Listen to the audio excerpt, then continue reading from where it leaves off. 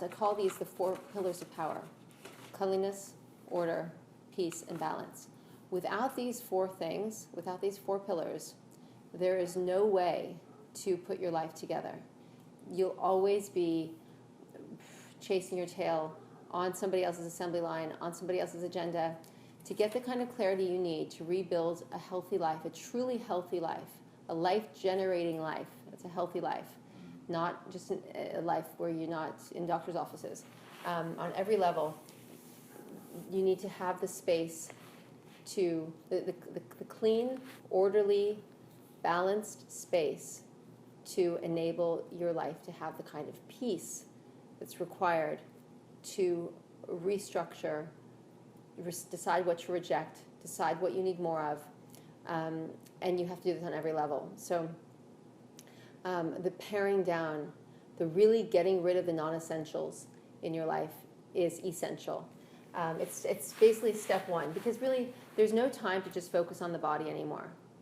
The body is, we have to assume that the body needs to be fixed, looked after, brought to order. And while we're doing that, if we haven't done it yet, which hopefully most people watching this will have gotten a head start on. If they haven't, then there's no time like now to begin that. But there's just no time to waste. And it's funny because we talk about, waste is weight.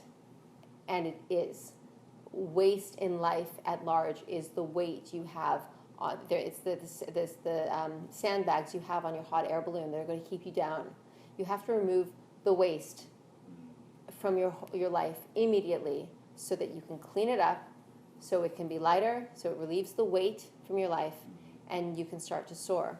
And once you're out of the particular degrees of atmosphere where the mind control exists, you're above it. Once you soar on higher thermals above it, then you'll be able to make your own rules and live in your own truth. When I say your own truth, higher truth, what I'm talking about is the universal laws. That which is true, that which enables you to be in union with the network of life. And when you're there, you're home. When you're there, you're gaining energy you need. When you're there, there's no disease. When you're there, it's like all the things that we struggle with in this atmosphere, this mind control atmosphere, and this government atmosphere, government mind control atmosphere. And you can think of government and culture as sort of 2 sides of the same coin. They're both. The mission is intermingled, is interconnected to keep you in that phase harmonic, in that inability to be that which you are designed to be, in order to keep you in that place where they can extract your life force. The second you get up and out of that, you can make your own rules. And the only way you're going to fly any higher is if you're one with the network of life anyway. So when I say make your own rules, it's kind of like saying, well, when you're, I don't know if I've got a good analogy for that, but basically we need to clean up our lives. We need to get rid of the waste from our lives. We need to pare down. We need to get rid of the non-essentials, and that means all the frivolous things that we do. Enough of the frivolity. It's just keeping you in this hypnosis. Going and sitting around having coffee for an hour with your girlfriends, going and getting your nails done and chit-chatty, and going to go to the hair salon, get your hair done, and get out. If you need to do these things and then make them like they're work. It's not playtime anymore. Get the things done you need to do. Don't waste time on frivolity. Don't gossip. Don't overindulge in any kind of pastime that's not going to be strengthening you, body, mind, spirit, soul, energy field on every level. There's just no time to waste. If you want your soul to grow, if you want to do what you came here to do, if you want to fulfill your destiny, you cannot do those things. You cannot be watching soap operas. You can't be binge watching Netflix. Just stop. Entertainment is a major addiction. And, I've recently I've been working with somebody who has an addiction to Love Island. It's like, I don't even know these things exist, and I hear about them like, are you crazy? It reminds me of these shows from The Bachelor, all these things from, and they just picked up. But but there's a place for entertainment. It's not that there's a place for pleasure and entertainment, and there's a functional way to integrate these things. Thing is, when we're working hard to do the right things, we're in what you call right effort. We're living righteous lives, not self-righteous lives, righteous lives. We get out of that prison, but to do what it takes to get out of prison is a lot of hard work. And people might say, well, that sounds like a prison sentence to me. You're having to, watch what you eat and watch what you think, and you're having to, make sure you're making good use of your time. Oh, that sounds awful. What effort's required. Meanwhile, the alternative is to actually be in a real prison where none of your thoughts are your own, where your body's deteriorating, where your energy field is disintegrating. Which would you prefer? I personally would prefer to do the right effort to make sure that I'm making the best use of my time with my time. And that means syncing back up with the network of life. And it will happen. You have to believe. Also, sometimes when you're putting forth a lot of effort, you see the results immediately. And sometimes some of the bigger results you don't see immediately. And you can't stop just because you don't see them. That's where I guess you would use a little bit of faith, because you know that the best way to look at faith, I think, is when you know the laws of the universe. And I actually have a book I put out there for free online. It's on all the universal natural laws, and it explains it all. When you understand how they work, and you know it works that way, and that's how systems work, and we know this. It's like it's definitive. Then you can do what is in sync with those rules and know that there is going to be an outcome reflective of the rule. So you know that you're going to get a positive outcome if you do the things in sync with the law. And that, to me, is really good functional faith. Don't really have it in your hands yet, but it's not a blind faith. It's not based on something, it's not well-founded and well-grounded. It's going to happen because it has to happen, because that's how life works. So ride it, wait, have a little faith. But the kind of faith we're served up in organized religion and in other kinds of maybe wacky woo stuff isn't based on law necessarily, unless it is. And so that's a kind of blind faith I don't think is helpful. And then there's a third kind of faith, which is the coolest faith of all, which is experiential faith. You know it's going to happen because you've experienced it happening before, and you know that's the result. So, for example, I've done about maybe 16, 26-day juice fast in my time. I know the result that's going to be at the end of it. I know what it's going to be like on the 5th day, on the 18th day, on the 26th day. And I'm going to know what it's going to be like a month after I've completed my fast, and it's going to be like the day after I complete my fast.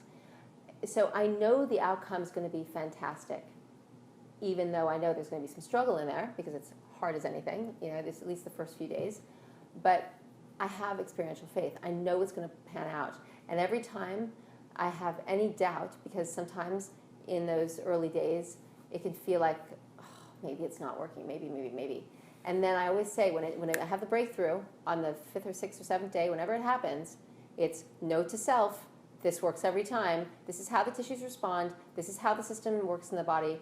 This is how the cells released waste. This is what it looks like when they're releasing, and this is what it looks like on the other side of it. And the beautiful thing about, and we can talk about fasting, I suppose, and maybe in another conversation, but the experiential faith, and then I can say to somebody, who comes in to see me, or I can write in one of my books, this is what's going to happen in your body, and they're having to have a little bit of hopefully informed faith, which is that faith that comes from understanding how things work, as opposed to a blind faith. But they're getting my experiential faith. So my experience is able to feed into an informed faith for them. Because you never want to hand. Obviously, the worst thing in the world, I think, is blind faith and false hope. Those are just like the worst. And yet, that's what culture and most organized religion offers: blind faith and false hope. And they want you just to follow because they said so, and because somebody said a long time ago said something that that they're trying to keep on punditing. That's why the one thing we still have, I won't say we always will have, but the thing we still have is our ability to choose to undertake the adventure, to take on the experience and see for ourselves. So I always say to people, you decide. You try it out. Before you reject or accept anything, feel it out. Know for a fact. When I was going for my first colonic, I remember calling up. It was a medical doctor who was an integrative medical doctor, and I had consulted with him on something else. And so I had some faith in him because of his credentials and because he was open-minded and because he's this kind of integrative doctor. And so I'm on my way to get my colonic, and I think, maybe I should just call him and see what he thinks about this idea of having a colonic.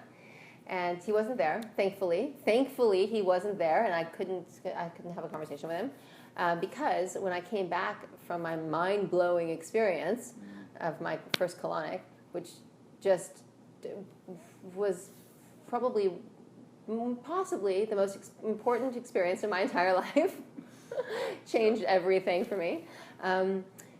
I came back to a voice memo from him, a voice note, what do you call these things? Back in those days, they left a voice recording on an answering machine. I'm like, the answering machine, this is 20 years ago. And he says, no, Natalia, you don't want to do that. They don't work, and the body will flush out what it needs to, and you're going to disrupt the flora in your body, and it's just a waste, and nothing's going to come out anyway. Well, I was just watching for 45 minutes as copious quantities of something were leaving my body, and I thought to myself, okay, well then I know where to put him. He's good for this, but this answer wasn't true, and so he never had one. Obviously, either he never had one or he didn't know how they really work. And what ultimately I've discovered over time, soon after I dedicated myself to understanding how colonics work and why tissue cleansing is so effective and everything, because my life changed completely in the months that would follow. I became a completely different person, physically, emotionally, mentally, on every level. My heart opened. I didn't know what it was like to have energy flowing through the vortex of my heart. I think I'd just been shut down from all the trauma and culture and the saturation in the tissue, because every cell has a heart. We have to think of it and understand that the word core comes from cœur, French, the word for heart in French. So the core of everything is the heart of everything. So all of our cells have a heart.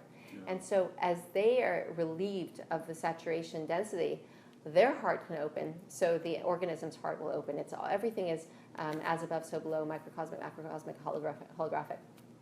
So in the time that followed, I had so many epiphanies, and so everything changed. Thank goodness, because I was on the verge of wanting to take my own life. I didn't understand why anyone thought life was a good idea, because to me it just felt like, I couldn't figure it out. There was something missing. Well, clearly there wasn't so much that there was something missing as everything was clogged. There was too much of that which shouldn't have been there, and so that which was there and wanting to move couldn't. It's like, I often will use the analogy of the Ferrari behind the Mack truck when we talk about food combining. You don't want to put something like a salad on top of chicken. After chicken, you can have it together, have the salad first, but don't go putting, because the chicken's going to move very, very slowly, and the life force in the greens wants to just go right through, like the Ferrari and stuck behind the Mack truck can't go anywhere. So you've got all this life force underneath something that, this weight of everything. The things that he said were sort of the disadvantages, or the things that would nullify the benefits of the colonic, primarily that they don't really work, that not much comes out. Well, that's only true if you haven't awakened the substances, you haven't teed anything up. So if a normal person goes and has a colonic, and this is really important to know, for someone who's thinking, oh, well, let me just go and have a colonic, because I really don't want to change my diet, but if the colonic works, that sounds really great, But the thing is, not much will come out, because you have to tee up the weights. Now, you can be really lucky and have a great first colonic, even if you don't have, if you haven't teed anything up. But then it's a very short-term result.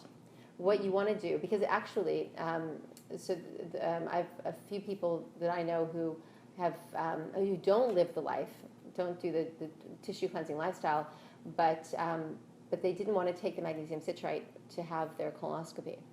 And I said, you can check with your doctor, but as far as I've heard and everything, and other people have done this, you can just go for a colonic and then go in for your colonoscopy. And it works. It's great. Obviously everyone needs to check with a doctor, but so basically it will clean out what's there, what's in the center of the large intestine. Yeah. But that's not saying much, because when we're talking about the waste matter accumulation, the saturation of the tissue, that's deep in the walls of the tissue. So again, people will say, well, and by the same token, they'll say, well, I went for my colonoscopy, and look at these pictures of my clean pink tissue. There's like, what's this waste saturation you're talking about? The doctor didn't see anything like that. Well, that's because you just emptied your center, but the waste is literally in the tissues within the tissues. It's in the layers of the walls of the intestine. So all of these things, if they're not understood in the context of the big picture, the uninformed person can rationally accept some of these arguments. The washing out of the flora is another big one. Well, you don't even get to the flora until you've gotten rid of the saturation in the tissue. I'll often use the analogy of there being this beautiful fertile land underneath a landfill. You can take a hose to the top of that landfill, and you're not going to get to the flora. Get rid of the landfill, and then the flora will come up, and you won't. Everything's going to be different. And the flora is not easily washed away. That's another fallacy. Good, healthy flora has a deep, beautiful root system, and soaking in some water is not going to remove that. When you can even think of it this way, that the erosion of healthy tissue. Okay, this is so interesting, and this is something that most people don't sit and ponder. So we gotta bring it up. If you have acidic matter sitting in your tissues, it's going to eat away at the healthy tissue. It's going to basically just sear it out, because it's acid. It's acidic. It's not. It's basically what we call necrotic tissue. It's cancerous tissue. Yeah. That is dead tissue, because it just decided it was going to die one day, because it was eaten away, because it's literally being killed by something. It's being killed by the acidity. So the parasitic matter, the fungal matter, the fermentation, these things are all eating away the healthy tissue. It's like the anti-energy eats away at the primal power, the life force. It doesn't have anything of its own to live off of, so it needs to find it from within. So this is how we have kind of a transformation of the biological terrain. So healthy tissue becomes necrotic tissue because of this. So what's exciting about that, believe it or not, there's something exciting about that, is that if you wash away that acidic waste matter, it's not going to be eating it away anymore. Mm. So you might think, and so I've been doing colonics now for 20 years, and you think, well, look at how the water will erode things, or but forget about that, because if you have life-generating tissue, it's always going to be coming back to life. Mm. Not that the water is going to have an impact on it anyway. But the acidic waste sitting on your healthy tissue will erode it. It will eat it away. So not only will you not have the ability to move your own bowels, but it gets exponentially worse. And and people often say, well, how long does it take? And then by the same token, you have people who, like, I can't tell you how many clients I have and how many just friends, people I know, who spend an hour in the bathroom, but nothing's coming out. They just have to go and sit for an hour. I mean, I'm laughing and it's not funny, yeah. But they'll be too nervous to have a colonic. They'll be too nervous to wash themselves out, but yet nothing will leave. Or they'll think, well, I don't need to have a colonic because all I do is run my bowels, because my bowels are always running. Yeah. But a runny tummy is constipation. Liquid is leaving, but the matter is not leaving. So you're actually remaining constipated. So people think that they're just going too much, and so cleaning their intestine with water would be exacerbating the problem, when in fact they need to move that matter out in order for the system, the problem to be rectified. It's wild stuff. That's why people deteriorate so quickly. That's why you see somebody, 5 years ago, and you're like, whoa, like you look like you're a wreck. Like what happened to you? Oh no, it's just normal living. It's normal living because and what's of course like now so important people understand is that it used to be, so there's this concept called lineage that means that as we take on the mistakes of our ancestry, we're born into these bodies, we become exponentially or degraded. So it's a degeneration, literally degeneration, because genealogy, okay, so the whole thing connects. So as the offspring continues to spring off of those who have lived outside of the network of life in the matrix, their functionality, of course, decreases. Their ability to break down and deal with, contend with, adapt to these unfavorable substances and influences is reduced. So today's people, this is what's so important, I want to articulate, today's people will be that much more inflamed and have that much harder of a time healing and dealing with these substances because the organs they came in with and the life force they came in with is so degraded, is so degenerated. So it's harder to heal. It's harder to digest. It's harder, which becomes a massive double whammy because we're coming in with less organ fortitude and less life force, and yet we're contending with substances that are that much more acidic. So it makes it literally exponentially more impossible to deal with. So people are going to be, it's the WALL-E story all over again. It's like, so in WALL-E they were coming out. So actually, if anyone remembers in WALL-E, actually, there's a scene where all of the captains are lined up, what do you call it, the portraits of each of the captains. Okay, so you have like the first captain, and he's looking pretty swank and swish and really handsome and svelte, and then the next one's like a little bit heavy, a little bit, and then you get the one with like the wool and the and so that's what's happening as kids are being born. It's like, well, with each generation, they're going to be this is not in any way to be mean or critical or horrible. It's real, and we have to face it and listen to it, not be like so socially proper that we can't say what's true. They're coming in with less inherent intelligence. Their cells don't know what to do in the same way. Their organs don't know what to do. If cells combine to make tissues, and tissues combine to make organs, and organs combine to make the organism, and the cells don't know what to do, then the organism isn't going to know what to do. So the ability for it to do the things it was designed to do is greatly reduced. And so we're inviting these problems in by not rectifying them. We are actually doing so much harm.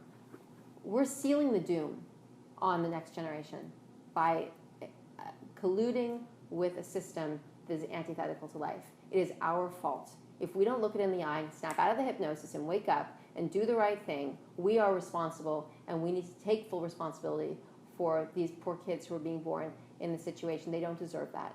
It's such a great question. I'll tell you what is one bright spot in this, is that those who want to take the opportunity to grow their soul really big time have a way better opportunity to do that in times of strife and turmoil and difficulty than they do in times of ease. So what I mean by that is anyone who's listening to this, who has the wherewithal, who has that kind of like that warrior spirit that wants to just use this time for good, it means that they're going to have to work many times harder, but they will develop themselves. If they persevere, they'll develop themselves more in this lifetime, or in this point of time for them, in this moment of truth, if you want to call it that. A moment of truth isn't just a moment. A moment can be years. A moment can be decades. Your moment of truth can be your time to shine. Okay, your moment of truth is where you reject the error, the falsity, and you embrace the truth.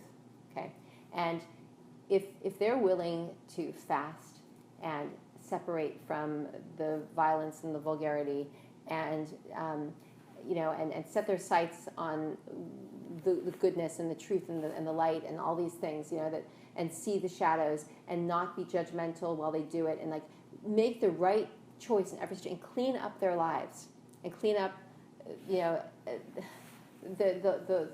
environment. I don't mean pick up the trash. Literally, they can't do that. Sure, do that. No problem. Do that. But pick up the unseen trash. They will be able to grow their soul so much in this moment of truth. So the fact that, if you're born into a body with all this lineage, okay, it's kind of my story. So I might not be as great a warrior as the person listening to this is going to be. Like, I'm just someone who's doing it. I'm doing it the best I can, but like, I'm just doing it. So I came in with the lineage I came in with. I had a terrible, abuse history, all Western, Eastern European lineage,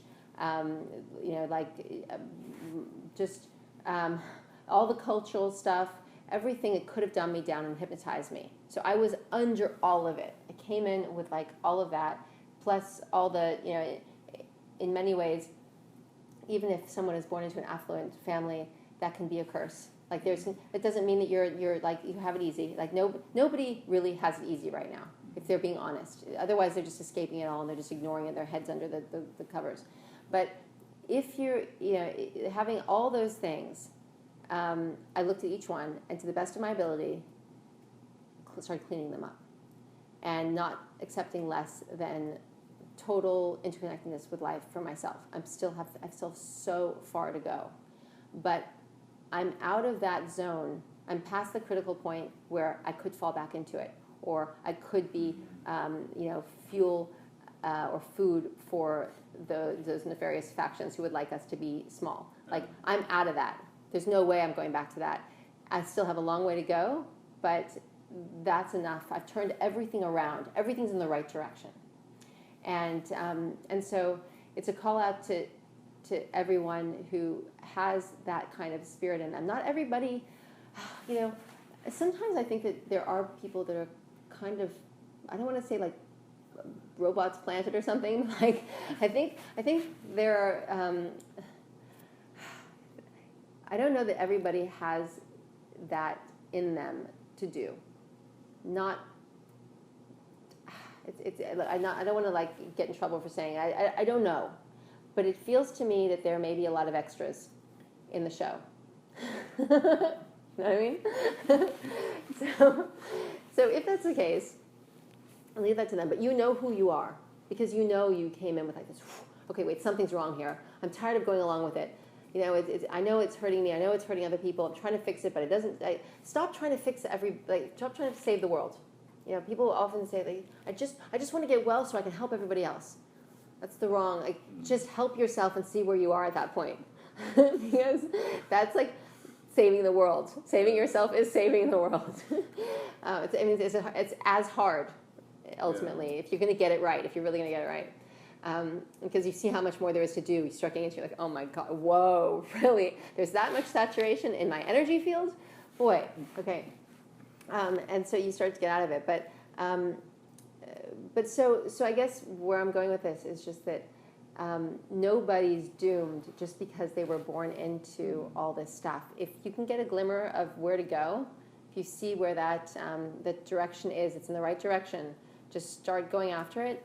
And all that stuff you have in you, all that love, all that passion, all that, use that to get yourself out of it. It's like the Count of Monte Cristo, getting out of the prison cave. Just, your hands get bloody. Just do it. Get out. Just get out. And getting out, also, there's a lot of traps. Getting out does not mean going and living off grid. You can get out and live off grid, but you can go off grid and not get out. Yeah.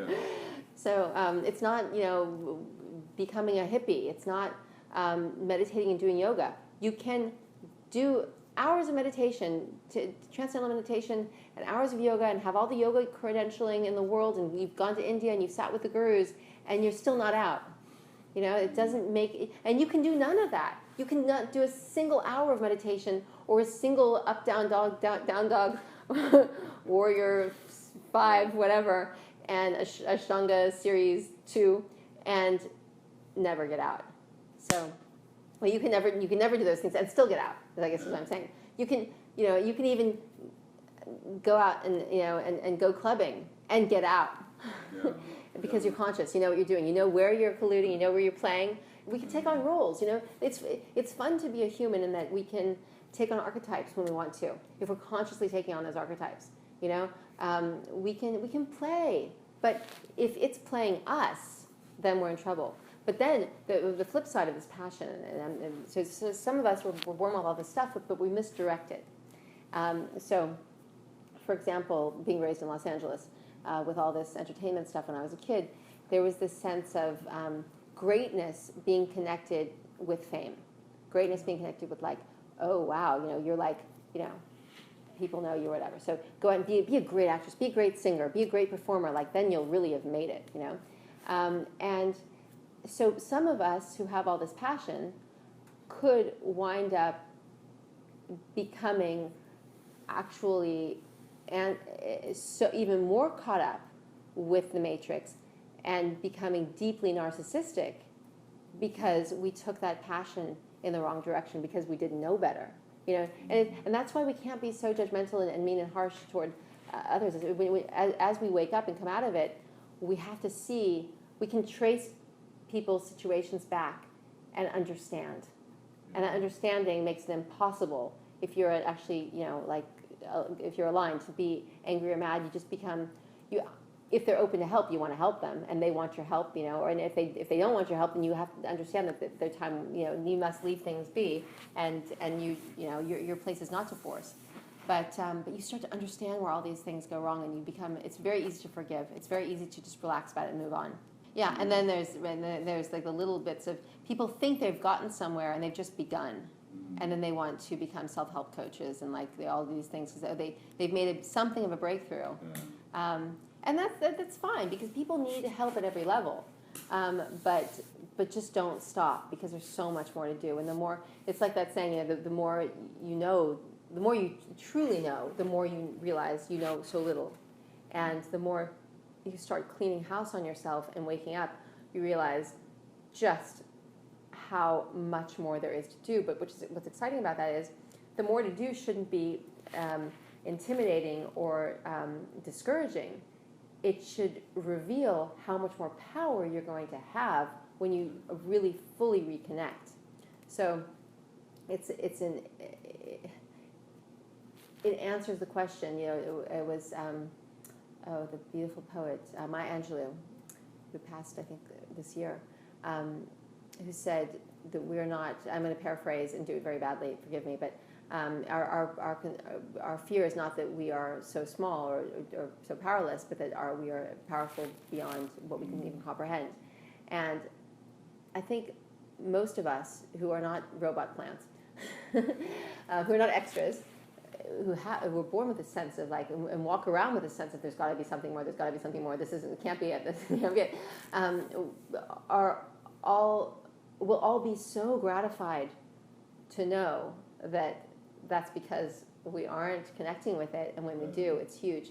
I've had so many shamanic experiences with plant medicine and without plant medicine. So even having taken, nothing to encourage the experience, I've had these vast, the way how can I describe it? Life force roaring through me, and it's so powerful that sometimes it feels like it might not even be benevolent. I know it is benevolent, but there's a sense of how can benevolence be this strong? And I have to remind myself in the journey not to be afraid, because I need to feel it. I need to not be afraid. It's trying to initiate me into the greater all that is. But it takes a conscious effort to not be scared of it because it's that powerful. But it's beautiful and it is benevolent, and there's no reason to be afraid of it. We're just not used to it. And I believe that we'll all be having these experiences very soon, because I also really believe the 100th monkey effect. When enough of us feel something, we all do. And I also think that that's what's really at play right now. The waking up, we're seeing that happen with the waking up, the 100th monkey. Suddenly, people are more aware than ever.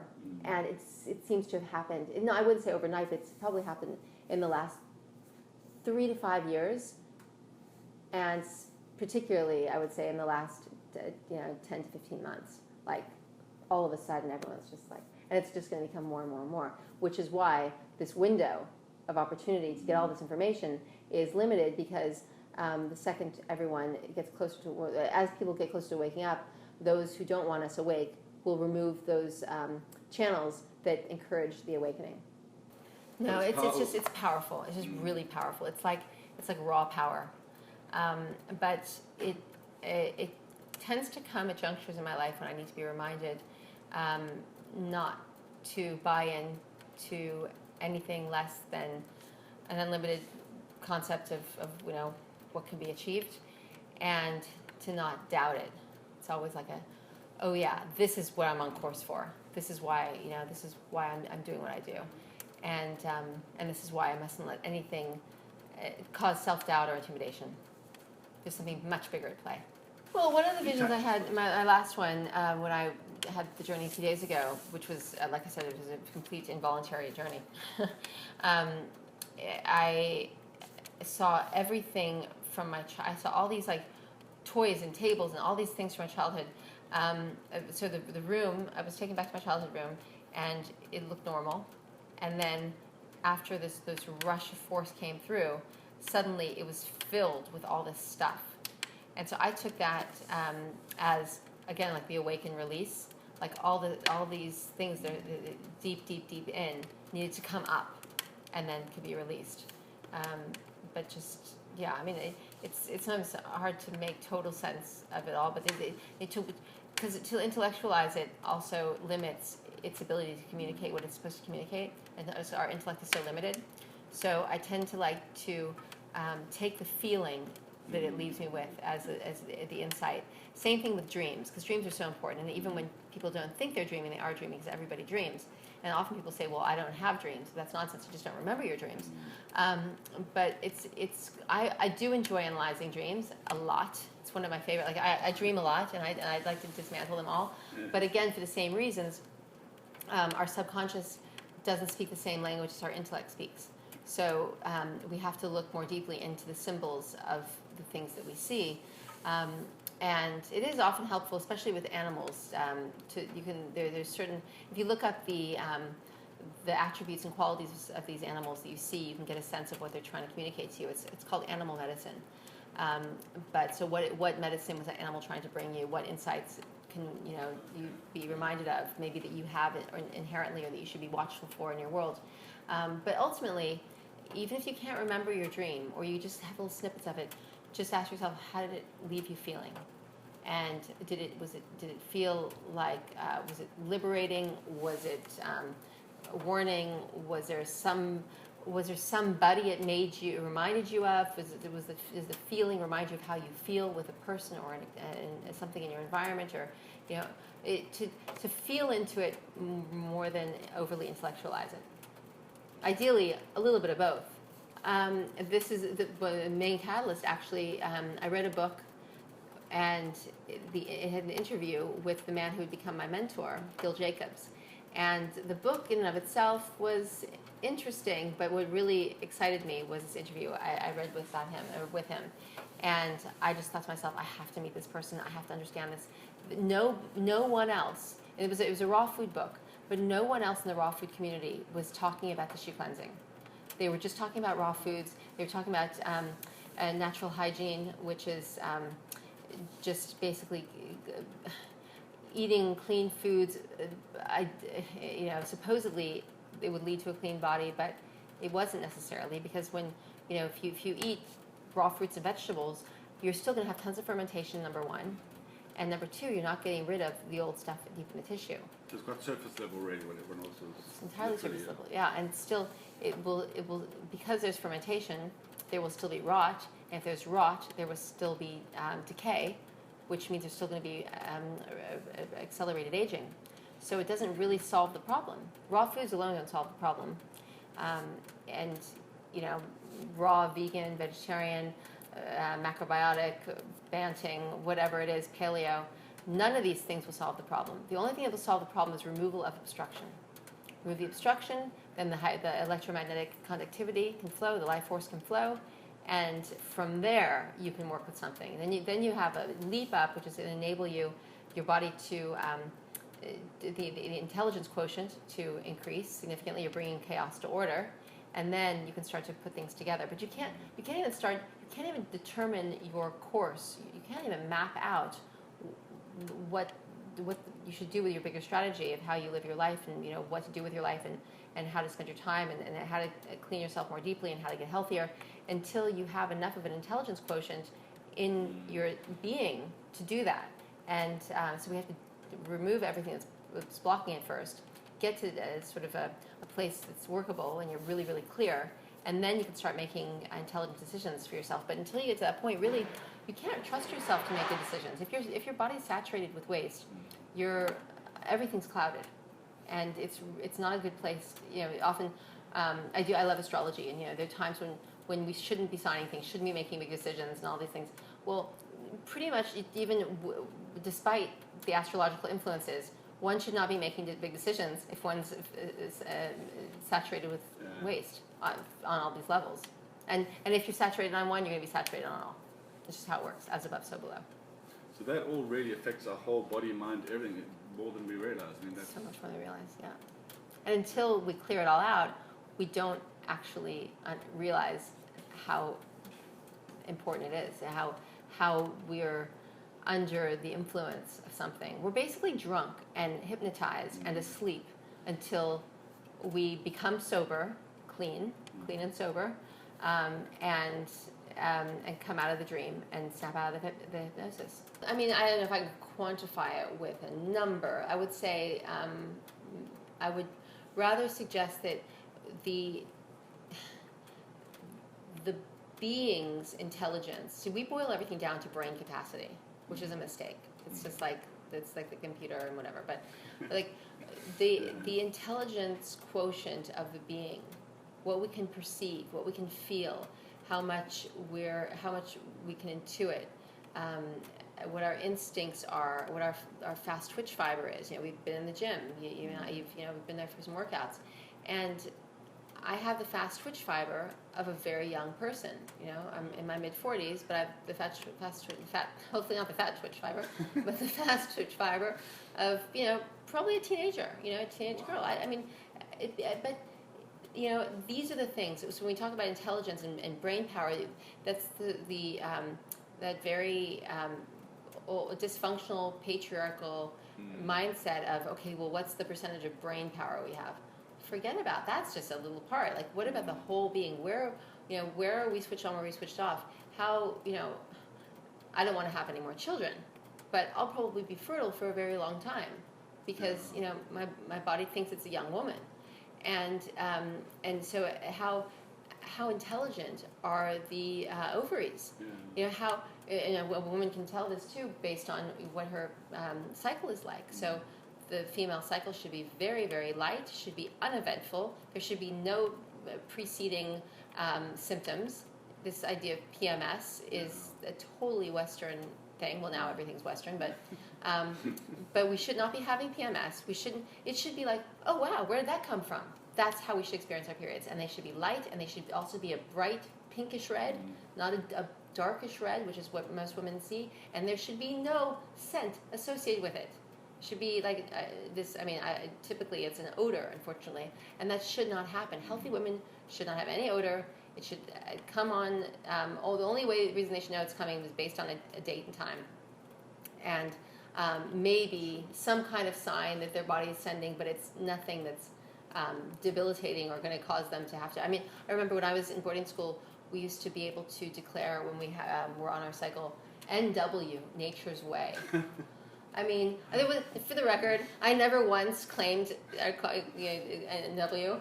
I mean, it's like, I was like, I mean, even at that age, when I was like 16 and I still, had my issues, I was like, are you serious? You've got your period? Get on the hockey field. Like, what's your problem? But that's the mindset. It's like, okay, well, where can we make things so easy and nice because it shouldn't interfere, So the intelligence is on every level. It's even, it's the ability to connect with genius, like writing a great piece of music. These were all. This is those tentacles, those venous. What do we call them? The vascular venous ability to be one with network of life. And so I think when we think of the great artists and musicians and mathematicians and seers, visionaries, they had those abilities because something was still connecting in that place, and we're all capable of that. But as long as we switch ourselves off and we live lives in the matrix, the anti-energetic life siphoning off our life force, then we're never going to get there. There's so much to take advantage of. And also, when we're there, there's no sense of competition. This is all a dysfunctional kind of, the dysfunctional masculine. Now, masculine is not dysfunctional at large. It's a dysfunctional expression of the masculine, or the masculine expressing dysfunctionally when we have dysfunctional competition. When we're all connected, there's no competition. It's one being, first of all. Secondly, we're all super satisfied. Like, everyone's getting more than what they need. There's no problem with that. And what I would call functional competition, in case anyone thinks that I'm suggesting that there should be no competition, I'm not suggesting that. Because competition, in a functional way, strengthens us as individuals. So if I'm on your same team, but I'm going. So we're in an army. Okay, now let's go back to we're Shaolin monks. This is 500 years ago, and we're in the same army. Yeah. We're going to have fights with each other because we need to make sure that our army is as strong as it can be. So we're going to compete with each other to make sure that we're ready for the toughest opponent out there. So this functional competition is actually a really cool concept. It makes for a beautiful idea of great sportsmanship. It's like, how can I make you a better fighter? How can I make you a better footballer? How can I make you a better tennis player? Not because I want to beat you and be like all vain, like, oh, I get the trophy. It doesn't have to be like that. Remember where the ovaries sit. They're basically right behind the large intestine. So if particularly, I mean, if there's impact, if the large intestine is impacted at the flexures, the hepatic and the splenic flexures, that's going to push right into the ovaries. And you're taking something as, I don't want to say fragile because they're so strong, they're so like intricate, they're so, something as delicate, despite the fact that it's hugely intelligent, as a lotus flower, like an ovary, and you're putting the most septic part of your body up against it, suffocating it. It's kind of a problem. It's also leaching out. Yeah, it's making it septic. So release that and see how beautifully the ovaries respond. I mean, and it's also, again, we go back to experiential faith, because a few months later, the woman's seeing it with her own eyes and feeling it with her own body and being like, whoa, wait a minute, PMS is not a given. Heavy periods and unpredictable periods and all these things, this is not a given. And of course, the way we experience our menstruation as young women is going to be reflected in our fertility when we're ready to have children, and it's going to be reflected again in our menopausal experience. So, if you want to be able to predict what your menopausal experience is going to be, think about what your menstruation was, and it can definitely. So that a very healthy woman will have her menstruation will start very late and continue on very late into life. Yeah. So really, women should start menstruating around 16. Yeah. today's world, it's happening as early as 8 and 9. So in my generation, it became sort of 12, 13. Yeah. But 15, 16 is what it should be. And women should continue to menstruate and be fertile into, you know, certainly their mid to late 40s. And who knows, maybe beyond that. I mean, it's impossible. Until we have enough really healthy, clean-celled women who are not just clean-celled, but also their whole sphere is clean, they're living cleanly, because obviously the emotional, mental stuff also informs how these things play out. We just don't know. I mean, we can't look at studies done on normal modern women because they're unhealthy, they're sick, to be frank, and so we don't know. We don't really know, but I'm happy to use my own experience to find out as far as I can go. I do believe that So what's fun about tissue cleansing? So many fun things about tissue cleansing. It's funny because people often also confuse tissue cleansing with deep tissue massage. I had someone ask me what kind of how my massages are. Like, I'm not massaging your tissues. you're cleaning your own tissues. But I think if we were to look through the records of that, you'd find that's the case. I mean, if going back to your grandmother's generation alone would take you to about that age group. Wow. Yeah. Look, my great-grandmother, she actually had kids, my dad and his brother, when she was 42 and 44. And then one of my uncles, my dad's brothers, his daughter had kids as well, 3 kids, all in their 40s. Mm-hmm. Yeah. So what you're obviously seeing they're now. healthier than all. They were healthy. Yeah, exactly. What you're seeing now is you're seeing girls menstruating far too early because they're overly estrogenic. Too many estrogens in the environment. They're confusing the bodies into thinking that they have the estrogen to be able to reproduce, and then they're going into menopause very early. So sometimes in their 20s.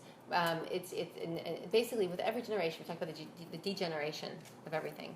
So it just continues. Yeah, so it gets younger and younger and younger. Yeah, it's frightening, and that's actually that's actually more closer than we think because of all the estrogen the mothers being exposed to, and everything is going to be. The hormones are unraveling based on all of this, and there's complete confusion. So remember, when we talk about entropy, it's order moving into chaos. So the hormones are in a state of chaos. Everything's turning into chaos in the body. Sense is lost. First of all, it's showing us that things are out of sync. So if things are out of sync in one place, they're out of sync everywhere. So it's just it's a red flag at large. Yeah. And then, of course, there's all the emotional factors that would go along with that, being objectified and seen as sexualized too early, too young, and the consequences of having breasts and hips and those sorts of things at too young of an age and being attractive to older boys. It's just obviously there's any number, so many things. But most importantly, I think we should just see it as a major red flag of everything else that's out of whack. And it means that the next generation, it puts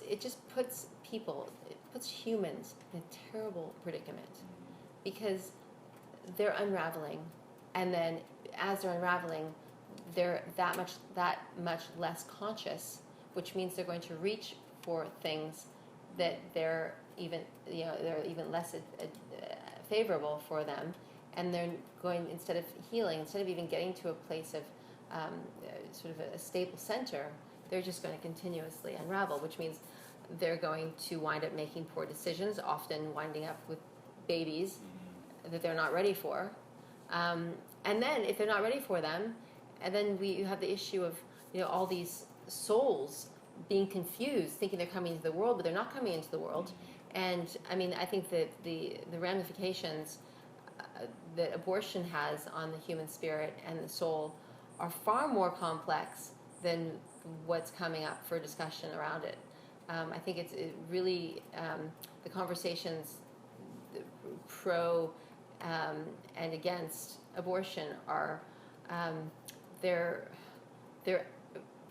very childish conversations. It's being approached from a lack of a vaster view of things.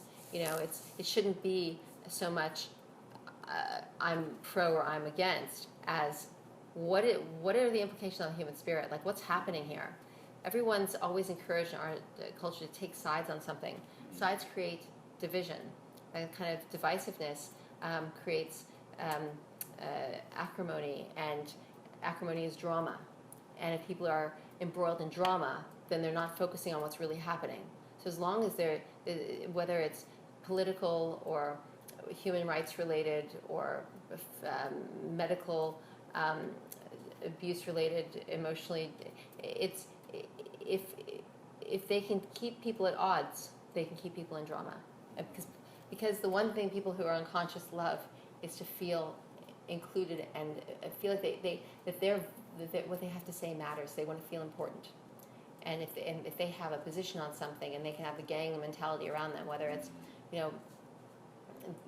Donald Trump bashing or their take on abortion or whatever it is, it's like or the border issue, it's just unconscious divisiveness, falling into the trap that keeps one embroiled in drama and therefore ignorant to the bigger picture and unable to have the 4 pillars of power: peace, cleanliness, balance, and order.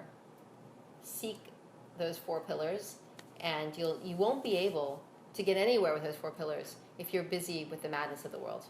You really do have to turn your back on the world in order to do that. But there's a way to, and this is the delicate dance that I've been working for a while, and I can't say I've mastered it, but I don't believe I'm supposed to be out of the world right now. I think that I'm supposed to be in the world doing this, but to be fully conscious of what's true, even when you're in the soup of error, like you're a tomato, even though you're in potato soup. The group, it validates, not only validates the group, it validates, let me put this better, it validates the confidence we should be able to have in the intelligent, emotional reflection of the humans we're surrounded by. To not have to think that we have to come up with the solution, because as one unit, we all have a capacity to access good things because we all come in with the same ingredients to make sense of that which is maybe nonsensical. So to talk about it more is like saying, okay, I'd like to, we would all benefit from accessing everybody's perspective, because there's a lot of intelligence and emotional intelligence in this group, and we should be able to pull that out. And I don't know very many Western people who can think that way. They want to be heard. They want to have the right idea. They want to be the one with the solution, because in our world we celebrate the leader, as it were. Yeah. Whereas the leader in these indigenous cultures is only, it doesn't want to be celebrated, wants to guide, and wants to do what's best for the well-being of the group, which is in fact true leadership. Which we don't see very much of. And that's why they say those who should lead don't. Yeah. They don't want to. They don't want to because they know the spoils and they know the problems and what they have to do to keep the. If you look at all politicians, there's so many, I've been hearing about so many more corrupt politicians. I suppose they all are corrupt, but everyone just says everything that they have to do to get there is they just have to have an army of people who they've corrupted and it's just a chain you almost can't get away from. Well, to get there, it requires so much funding, and to get the funding, you have to pull all these strings and be this person. So it's unless like Donald Trump, you come in with your own, or even who was another Bloomberg in New York. They do they do come around, but you have to be self-made in order to do that. And very few people who are self-made are so driven for a good cause. Yeah. But they do exist. Yeah, I mean, few and far between. Yeah. I mean, I changed completely. I was on a path of sadness and like just disease. I mean, I don't. If I hadn't taken my own life, I would have probably died of cancer, or you know, things were not right in me. You know, like none of my systems were working very well.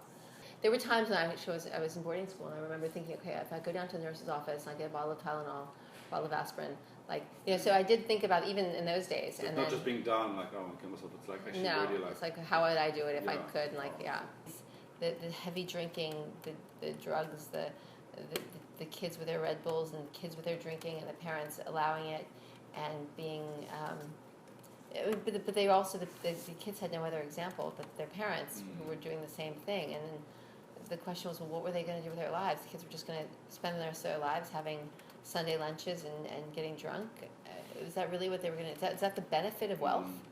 Is that what you have all these? You spend all your time or families gain wealth in order to just make life too easy for their kids, so that they wind up doing nothing with their lives. Exactly. Yeah. You can't cook, you can't grow anything. And I think that the elite of tomorrow will be those who can grow their own food, who can think clearly, who are in touch with the life force, who can heal themselves and help others heal, and not just do one of those things, but do all of those things. Because that's what we should be able to do. That's what as a human we should be able to sustain our lives easily, because we have a know-how, we have an affinity for the life, the conditions, the environment that we're in. Yeah.